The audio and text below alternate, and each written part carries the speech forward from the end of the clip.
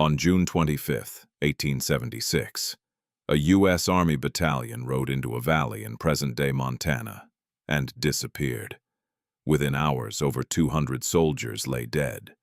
Their commander, George Armstrong Custer, was among them. There were no survivors from his immediate command. No last dispatch, no orderly retreat. Just silence. And when news reached the eastern United States, the reaction wasn't reflection. It was fury. Here's the part most people don't realize. The native victory at the Battle of the Little Bighorn, often called Custer's Last Stand, didn't preserve native independence. It accelerated its destruction.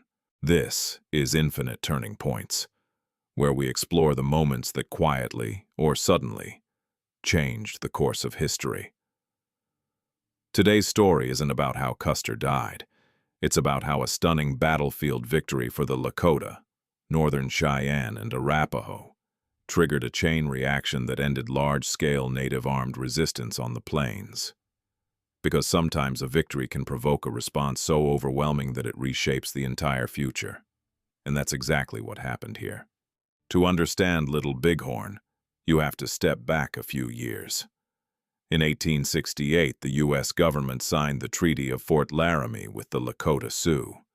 It recognized the Black Hills as part of the Great Sioux Reservation. On paper, it was a promise. But treaties in the 19th century West were often temporary, especially when gold entered the picture. In 1874, an expedition led by Custer confirmed gold deposits in the Black Hills. Miners flooded in. The U.S. government tried to buy the land. The Lakota refused. Here's the thing. From the Lakota perspective, this wasn't a negotiation. It was a violation. The Black Hills weren't just territory. They were sacred. But Washington saw something else: resource potential and strategic control. And that clash of values made conflict inevitable once certain decisions were made. In late 1875, the U.S. government issued an ultimatum. All hostile Lakota bands, those living off reservation, had to report to designated agencies by January 31, 1876, in the dead of winter, across vast distances, with little notice. Now, you might think this was simply administrative pressure. It wasn't. It was a pretext. When many bands didn't comply, some because they physically couldn't, the government declared them hostile. That declaration transformed them from treaty partners into military targets. And this is where everything changes. In the spring of 1876, the U.S. Army launched a three-pronged campaign to force compliance.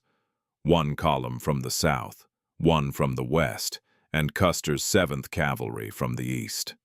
The plan assumed native bands were scattered and disorganized. They weren't. In fact, something unusual had happened. Thousands of Lakota and Cheyenne had gathered in one enormous encampment along the Little Bighorn River. Leaders like Sitting Bull and Crazy Horse were present. It was one of the largest native gatherings in Plains history, and Custer had no idea. On June 25th, Custer received reports of a large village. He faced a choice: wait for reinforcements or attack immediately. He chose speed. Here's what most people miss. Custer feared the village would scatter if he delayed. Plains warfare often relied on mobility. Surprise was his advantage, so he divided his forces into 3 detachments. In theory, this would surround the camp. In practice, it fractured his strength. Custer rode toward what he believed was a vulnerable target. Instead, he encountered thousands of warriors. Within hours, his battalion was overwhelmed. The native victory was decisive. Custer and over 200 men were killed. From a tactical standpoint, it was one of the most complete battlefield defeats the U.S. Army had suffered in the West. But here's where the turning point becomes visible. The battle took place during America's centennial year, 1876. The nation was celebrating 100 years of independence, and suddenly, headlines reported that a famed Civil War hero had been annihilated by native warriors. Public opinion hardened overnight. This wasn't seen as a regional conflict. It was framed as a national humiliation. Here's what most people don't realize. Before Little Bighorn, U.S. policy toward the Plains tribes was conflicted, part military, part negotiation. After Little Bighorn, it became singular. Crush resistance. Congress authorized expanded military campaigns. Troop numbers increased. Funding flowed. Winter campaigns intensified, targeting food supplies, horses, and shelter. The strategy shifted from engagement to attrition. If the Plains nations could not be defeated in open battle easily, they could be starved into submission, and that shift was relentless. By early 1877, the enormous unity seen at Little Bighorn had fractured. Bands separated for survival. Resources ran low. Buffalo herds, already decimated by commercial hunting, were nearly gone. And without buffalo, Plains life became unsustainable. Crazy Horse surrendered in May 1877. Sitting Bull fled to Canada. Others were forced onto reservations. The victory at Little Bighorn had not secured autonomy. It had provoked total mobilization against it. Popular culture often frames Little Bighorn as Custer's tragic last stand. But look at it from the other side. It was one of the last major unified stands of the Plains nations, and ironically, it guaranteed the future stands would be nearly impossible. Here's the analogy. Imagine striking a powerful adversary so visibly that it justifies their full weight coming down on you.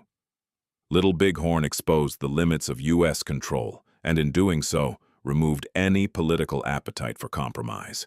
Within a decade, armed native resistance across the Great Plains was effectively over. Reservations expanded. Land was confiscated. The Black Hills were seized. Later policies, like the Dawes Act of 1887, would fragment communal lands further, breaking tribal cohesion. Legally as well as militarily. Culturally, the battle was mythologized. Custer became a martyr figure in popular imagination. Native leaders were alternately demonized or romanticized, but on the ground the power imbalance had hardened permanently, and this single moment had consequences no one could undo. After 1876, the frontier narrative changed.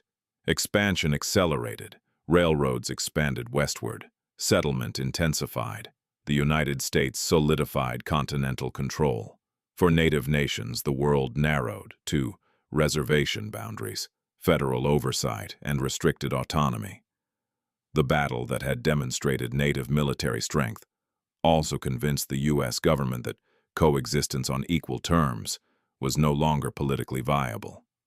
Victory had triggered consolidation, and consolidation reshaped the American West permanently.